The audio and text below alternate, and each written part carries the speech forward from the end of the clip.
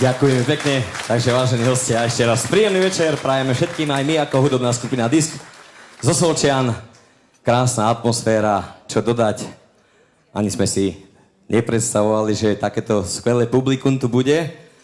No, my teraz zahráme ďalšiu zmesku alebo ďalšiu pesničku, ktorú už máme vydanú vlastne v našom druhom CD-čku.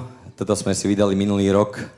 Po tých 20 rokoch už by to, hádam, aj bolo treba. My sme po tých 20 rokoch vydali vlastne aj prvé CD-čko. No ale nevadí.